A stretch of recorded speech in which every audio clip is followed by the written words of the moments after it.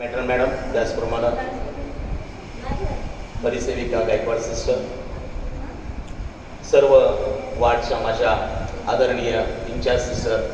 आता मला सर्वांची नावं घ्यायला आवश्यकता नाही, आता त्यांना पूर्ण त्यांचे मला चेहरे दिसत आहेत. कारण या सर्व इंचार्ज, आदरणीय सर्व इंचार्ज, माझ्या प्रिय अधिपरिचारिका, माझे बंधू, उपस्थित स्टेजवरील सर्व आदरणीय आणि माझे सर्व इंचार्ज आणि अधिपरिचारिका, आज मी या ठिकाणी माझं काही सांगायला उभा नाही, तर तुम्हा सर्वांचं मी मनापासून कौतुक आणि आभार मानतो. आणि सुरुवातीलाच मी तुम्हा सर्वांना आंतरराष्ट्रीय नर्सेस डे म्हणजे फ्लॉरेन्स नायटिंगेल डे यांच्या या दिनाच्या खूप खूप शुभेच्छा देतो. परमेश्वर या दिनानिमित्त तुम्हाला सदृढ आरोग्य, तुमचं सुस्थिती, कौटुंबिक आणि जे काही आपण हे व्यावसायिक रुग्णसेवेचं जे सेवा आहे यामध्ये परमेश्वर तुम्हाला दीर्घायुष्य देव, वयोवृद्धी देव आणि तुमचं तुमच्या परिवाराचं कल्याण करू अशी परमेश्वर चरणी प्रार्थना करून मी तुम्हाला शुभेच्छा देतो. प्रियानो, आजचा जो दिवस आहे जगभर हा फ्लॉरेन्स नायटिंगेल डे, आंतरराष्ट्रीय नर्सेस डे म्हणून साजरा केला जातो. 12 मे, 12 मे, कारण फ्लॉरेन्स नायटिंगेल ही एक कन्या जरी त्या जगाच्या पाठीवर एका देशामध्ये, ज्या देशातून आम्हाला माहीत आहे, आपल्या भारत देशामध्ये देखील आमच्या स्वर्गीय इंदिरा गांधी, ज्या भारताच्या पंतप्रधान, यांनी देखील त्यांची नातू सुना सोनिया गांधी, ज्या देशातून सोनिया गांधी आल्या त्याच देशातून या फ्लॉरेन्स, इटलीमधून. प्रश्न हा पडतो की त्यांचं नाव फ्लॉरेन्स हे खरं आहे का? हो, जेव्हा आम्ही अभ्यास केला किंवा त्याच्यावर वाचन केलं तेव्हा फ्लॉरेन्स हे त्यांच्या गावाचं, त्या शहराचं नाव होतं. आणि त्यांचे जे वडील होते विल्यम आणि त्यांची फ्रान्सिस नावाची माता, या आई वडिलांनी त्या आपल्या शहराच्या नावावरून आपल्या लेकीचं नाव फ्लॉरेन्स होतं. बघा, म्हणतात ना, पाळण्यामध्येच मुलाचे पाय दिसतात.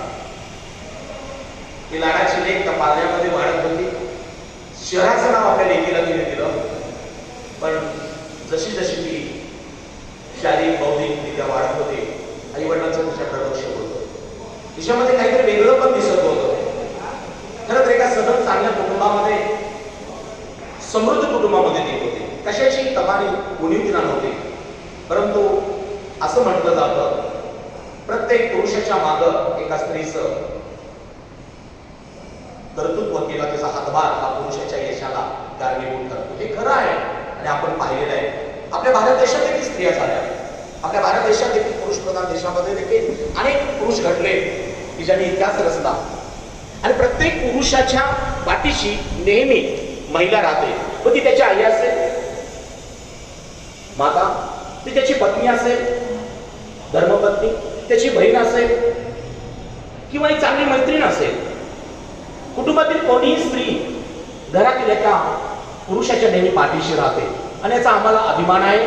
आणि कदाचित या ठिकाणी तुम्हामध्ये देखील बहिणीनो, तुम्ही आपल्या भावासाठी, आपल्या पतीसाठी, आपल्या परिवारातील वडिलांसाठी तुम्ही पुष्कळ काही केलं असाल.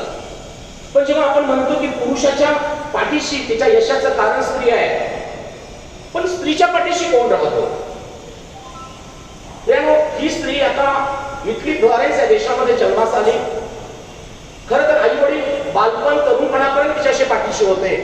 पण जर तुम्ही इतिहास वाचला तर ज्या वेळेला तिचा कल हा वेगळ्या पद्धतीने होत होता, तेव्हा तिच्या आई वडिलांनी तिची साथ सोडली.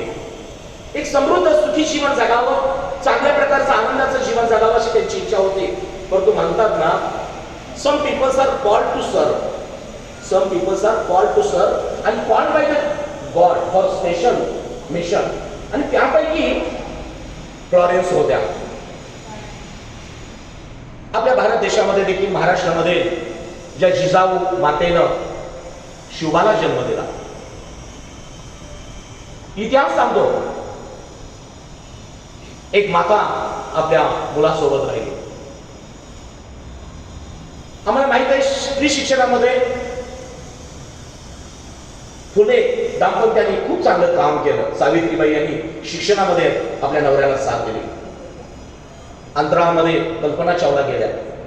अनेक स्त्रिया भारत देशामध्येही झाल्या, त्यांच्याबद्दल आम्हाला अभिमान आहे. कोणी शैक्षणिक मध्ये प्रगती केली, कोणी राजकारणामध्ये प्रगती केली, कोणी सामाजिक कामामध्ये प्रगती केली. पण ते जगाला खरं काय हवं असतं, कारण शरीर हे खरं देवाचं मंदिर आहे. आणि माणसाला जेव्हा आजारपण येतो तेव्हा त्या शरीराची काळजी किंमत समजते. किंवा हे शरीर जेव्हा आजारी पडतं तेव्हा माणसाला माणसाची गरज असते. देशासाठी अनेक लढले, देशासाठी अनेक धारार्थी पडले, हा इतिहास आहे.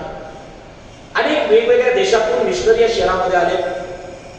मदर टेरेसा सारखी रूपवती तरुणपणातच त्या देशामध्ये आली. अनेक इतिहास आहे.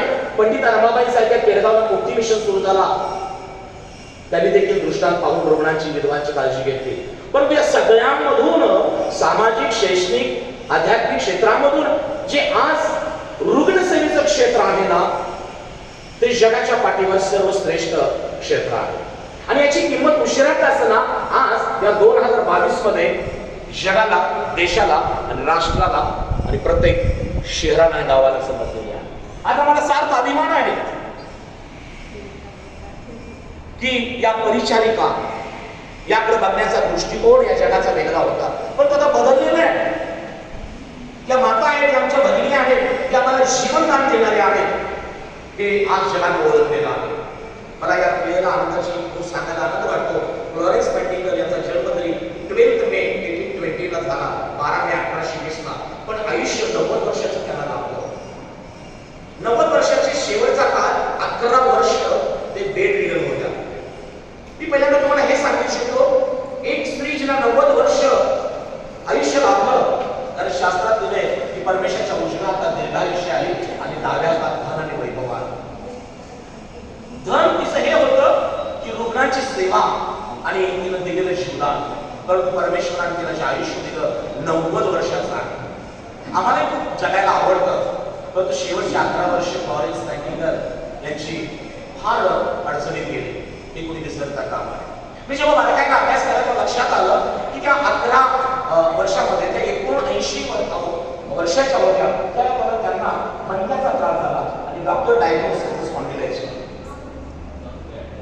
जी मॉडर्न ऍडव्हान्स नर्सिंग जिनं रुग्णसेवा जगभर केली, शेवटी तिला देखील रुग्णसेवेची गरज पडली. पण त्या किती भाग्यवान नर्सेस असतील की ज्यांनी फ्लोरेन्सची सेवा केली.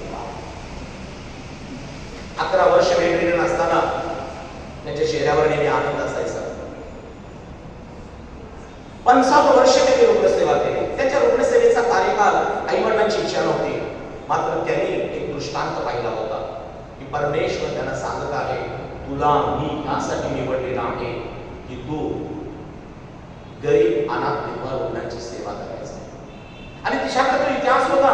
एक दृष्टांत जेव्हा पाहिला तेव्हा पूर्वी आम्हाला माहित आहे की एक राजा होता, त्याचं नाव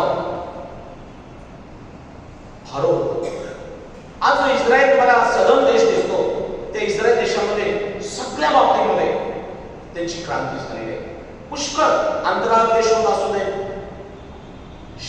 शेतीबाबत असू दे, विज्ञानामध्ये असू दे किंवा तंत्रज्ञान असू दे.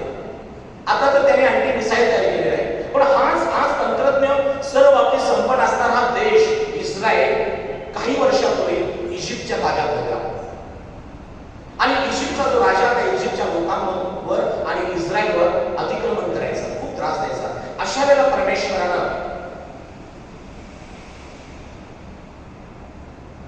त्या फारो राजाच्या पावलीतून या लोकांना सोडवण्यासाठी काय केलं होतं, तर त्या वेळेला ज्या डिलिव्हरी करण्यासाठी सुईनी असत, त्यांना आज्ञा केली होती की जे पुरुष जातीचं बाळ दिसेल त्याला मारून टाकायचं. आज त्या कित्येक वर्षानंतर आज उलटी परिस्थिती आहे. आज स्त्री जन्माला ती कधी खुडली जाते. तर आज तुमच्या माझ्या जागरूकतेमुळं आज स्त्री जन्मावर होणारा जो भाग आहे तो बऱ्यापैकी थांबलेला आहे. त्याचा सार्थ अभिमान आहे.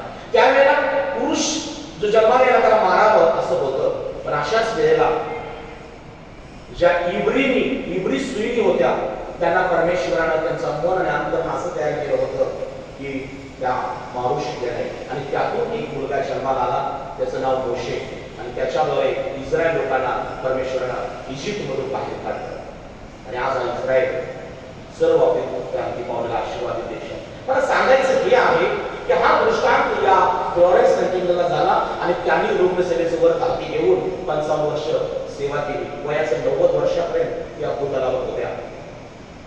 ज्यावेळेला त्यांचा मृत्यू झाला 13 मे 1910 ला, त्यानंतर 7 दिवस त्यांची ती बॉडी त्यांचं ते पार्थिव लोकांच्या दर्शनासाठी ठेवलं. अनेक देशातून त्यांना त्या दर्शनासाठी लोक येत होते. मला सांगायला आनंद वाटतो त्यांची जी सेवा होती ती दुसऱ्या महायुद्धाच्या वेळेला क्रायमिक वर्ल्ड वार म्हटलेला आहे त्यावेळेला त्या स्वतः जखमी रुग्णांना हातात कंदील घेऊन त्या अंधारामध्ये शोधायला जात असत आणि अशा वेळेला कंदील तो त्यांना प्रकाश देत असे आणि त्या रुग्णाच्या जखमा त्या स्वतःच्या हाताने त्या मलमपट्टी करत असे. आणि यामुळं लोकांच्या हे निदर्शनास आलं की अंधारात प्रकाश देणारी एक शोध आम्ही पाहिली असं ते म्हणाले. आणि म्हणून त्यांना त्यावेळेला the lady with the lamp ही त्यांना पदवी प्राप्त झाली. आज त्यांच्यासारखं आम्हाला कंदील जरी नाही घेऊन सूर्यासारखं चमकता आलं पण पदवी घेऊन आज आम्ही रुग्णांजवळ जाऊ शकतो. मला सांगायला अभिमान आनंद वाटतो की फ्लॉरेन्स नाइटिंगेल एक स्त्री म्हणून या व्यवसायामध्ये, खरं तर मला हा व्यवसाय शब्द आवडत नाही, सेवाभावी प्रोफेशन मध्ये त्या उतरल्या.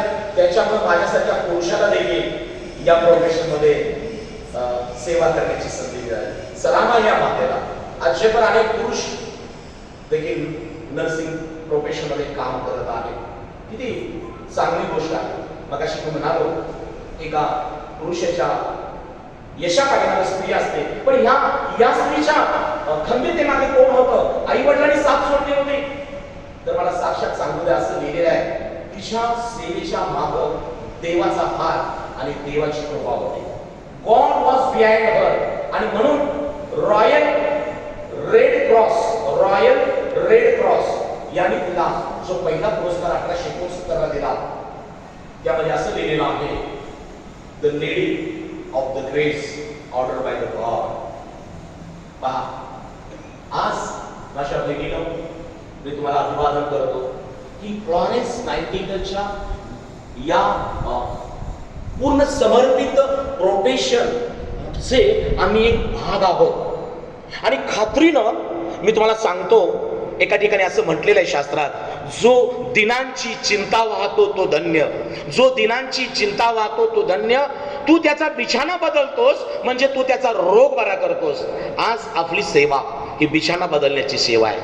आणि जेव्हा आम्ही बिछाना बदलतो तेव्हा त्या मनुष्याला आजार बरं व्हायला आम्ही कारणीभूत ठरतो. प्रियानो, मी जास्त वेळ घेणार नाही, पण आज आम्हा सगळ्यांना आनंदाने अभिमान आहे की फ्लॉरेन्स नाइटिंगेलचं आयुष्य 90 वर्षाचं होतं. 55 वर्ष सेवा केली, परंतु त्यांचं या भूतलावरील जे कार्य होतं ते मानवतेचं, ईश्वर सेवाचं होतं. प्रियानो, इटलीमधील तिला नंतर ब्रिटिश नर्स म्हटलेलं आहे. परंतु ती कार्यपद्धती आपल्या भारतामध्ये कधी आली तर भारतामध्ये सेंट जॉन्स या दिल्लीच्या एका हॉस्पिटलमध्ये, काळजीपूर्वक ऐका, दिल्लीच्या एका हॉस्पिटलमध्ये 1869 ला मॅडम पहिलं नर्सिंग ट्रेनिंग सुरू झालं दिल्लीमध्ये. आणि तिथून या इंडियन नर्सेस ट्रेनिंगला सुरुवात झाली. जगभर आज इंडियन नर्सेसची मागणी आहे. आपण कमी नाहीये. इंडियन नर्सेसची मागणी जगभर आहे. तर त्यांना माहित आहे या भारत देशातल्या विविध संस्कृतीने नटलेल्या नर्सेस आहेत. त्यांना शिक्षण हे फार उत्तमरित्याने दिलं जातं. आणि म्हणून आज वेगवेगळ्या देशामध्ये आपल्या भारत देशातल्या नर्सेस, विशेष करून केरळामधल्या नर्सेस, आम्ही अनुभवलंय त्यांचं कामाचं जे स्वरूप आहे आणि या काम करत आहेत. मला जाता जाता एवढं सांगायला आवडेल की खरंच फ्लॉरेन्स नाइटिंगेल यांनी ही ईश्वर सेवेचं हे वरदान कार्य केलं, पण त्याच्यामध्ये आपला प्रवेश झालेला आहे. पण आज या प्रोफेशनला थोडीशी घसरण झालेली आहे मॅडम. आणि ह्या घसरणीला कुठेतरी आपण कारणीभूत आहोत. आणि म्हणून कालचा संपूर्ण हा कार्यक्रम बघत असताना मला माझे डोळे मी तसा धार्मिक माणूस आहे, या अशा कार्यक्रमामध्ये कधी उपस्थित राहत नाही, परंतु काल माझ्या या बहिणीने विविध गुणदर्शनाचं जे काही दर्शन आम्हाला लाभलं, मला आनंद वाटतो की अनेक सुप्त आणि सद्गुण माझ्या प्रत्येक बहिणीमध्ये, मग इन्चार्ज सिस्टर असतील किंवा सगळेजण आहेत, वेगवेगळ्या पद्धतीने तुम्ही हे नियोजन केला. मी तुमचं आभार आणि अभिवादन करतो. जाता जाता एवढंच सांगतो की येणाऱ्या दिवसामध्ये तुम्ही आणि मी एक कुटुंब म्हणून युनिटीमध्ये आम्ही जेव्हा राहू तेव्हा आपल्यावर अन्याय होणार नाही. बरेचदा काय होतं, आपण लोहाराच्या घरी गेलो ना, तिथं आवाज जोरजोरात येतो, कालशीपूर्वक आहे का, पण सोनाराच्या ठिकाणी आवाज येत नाही. लोहाराच्या ठिकाणी का आवाज येतो?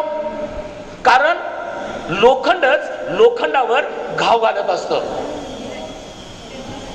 लोखंडावर घाव घालतं. आज अधिपरिचारिकांनो, देवानं आम्हाला अधिकारी नेमलेले आहेत. त्या परिसेविका असतील, मॅट्रन असतील, इन्चार्ज असतील. मी तुम्हाला एवढंच सांगू इच्छितो की आज या महाराष्ट्रामध्ये नर्सेसच्या एकतेची, ऐक्याची गरज आहे. जेव्हा एखादी नर्स बोलण्यात वागण्यात चुकते, माझी नम्र विनंती राहील इन्चार्ज मॅडमना, मॅट्रन मॅडमना, की लोखंडाचा घाव नको आवाज व्हायला. तर एखादी नर्स बोलण्यात कामात कमी पडली, तिला ऑफिसमध्ये बोलून घ्या, तिला समजून सांगा, पण तिच्याबाबत घडलेली घटना इतरत्र जाता कामा नये. इन्चार्ज सिस्टरच्या बाबतीत देखील जर काही घटना घडल्या तर अधिपरिचारिकांनी त्याचा बोबाटा करता कामा नये. प्रियानो, 42 नर्सेसमध्ये 32 माझ्या नर्सेस होत्या आणि त्या 3 वर्ष उपजीविकेच्या साधनापासून दूर होत्या. एक पुरुष देवानं माझ्यावर जबाबदारी दिली. थोडक्यात एवढंच सांगतो की माझा उपयोग परमेश्वरानं 2 GR काढण्यासाठी, नेहमीचा आणि समावेशांचा GR काढण्यासाठी उपयोग झाला. जेव्हा आम्ही नर्सेसची बाजू घेऊन मंत्रालयात मांडू तेव्हा मंत्रालय देखील आपण हलवून ठेवू शकतो, याचा अनुभव मला आलेला आहे. आणि आज 32 नर्सेस मॅडम ड्युटीवर हजर झालेले आहेत. नाहीतर आता जे 31 नर्सेस जे आलेले आहेत, मी इथं थांबतोय, 31 नर्सेसच्या कॉन्ट्रॅक्ट बेसवर आलेले आहेत, त्यात कदाचित आमची गणना झाली असती. मी एवढंच सांगून तुम्हाला थांबतो की फ्लॉरेन्स नाइटिंगेलचा हा जन्मदिवस जगभर साजरा केला जातो, पण त्यांच्या कृतीतून आपण चांगल्या गोष्टी घेऊया. नर्स ही जन्माची आणि शेवटच्या क्षणाची साक्षीदार असते. नर्स ही जन्माची आणि शेवटच्या क्षणाची साक्षीदार असते. पण नर्सिंग प्रोफेशनवर जेव्हा अन्याय होतो, आपण ऐक्याने एकत्र येणं फार गरजेचं आहे. कॉन्ट्रॅक्ट बेस बंद झालं पाहिजे आणि नर्सेसची पदं या देशामध्ये, राज्यामध्ये भरली पाहिजेत. आदरणीय अनेक अभ्यासू नर्सेस आहेत, यांच्यावर आम्ही काम केलं पाहिजे. शेवटची महत्वाची गोष्ट, येणाऱ्या नर्सिंगच्या अभ्यासक्रमामध्ये माझी इच्छा आहे लैंगिक शिक्षण आणि कौटुंबिक जीवन कसं असावं हे देखील नर्सेसना ट्रेनिंग पासून शिकवायला पाहिजे. कारण का, आमच्या नर्सेस भोळ्या असतात. आई वडिलांनी कष्ट करून नर्सिंगला घातलेलं असतं आणि मग काय होतं, कधी कधी जोडीदार निवडायला चुकतो आपण. आज आपला विचार तुमचा स्वतःचा करू नका, पण येणाऱ्या दिवसामध्ये जे तुम्ही आई वडील आहात, जे आम्ही सिनियर नर्सेस आहोत, येणाऱ्या दिवसामध्ये एक शासनाला आपण मान्यता घेऊया की आपल्या या प्रशिक्षण संस्थेमध्ये देखील, शिक्षणामध्ये, की या गोष्टीचा उल्लेख असायला पाहिजे. मी आभार मानतो आदरणीय सर्वांचं तुमचं की या फ्लोरेन्स नाइटिंगेल दिनानिमित्त माझे 2 शब्द ऐकून घेतला. माझा विश्वास आहे की आपण या ठिकाणी एक युनिटीनं, एक प्रीतीनं, ऐक्यानं येणाऱ्या दिवसात राहूया. आणि यांनी जो आज आम्हाला वसा घालून दिलेला आहे की अशा प्रकारे फ्लोरेन्स नाइटिंगेल डे साजरा करायचा असतो. फक्त हे एका आनंदाच्या प्रसंगी न येता, एका कोणत्याही अधिपरिचारिकावर, कोणत्याही इन्चार्ज सिस्टरवर कुठलाही प्रसंग येऊ दे, त्यावेळेला आपण सुखदुःखात सगळ्यांच्या एकत्र राहणं आणि एकमेकाला समजावून घेऊन पुढे जाणं, हा खरा फ्लॉरेन्स नाइटिंगेल राहील. पाचुंगे सिस्टर आपल्यामध्ये आहेत, त्यांचंही मी मनापासून आभार मानतो आणि त्यांच्या भावी कार्यास, आरोग्यास मी शुभेच्छा देतो. थँक्यू. God bless you.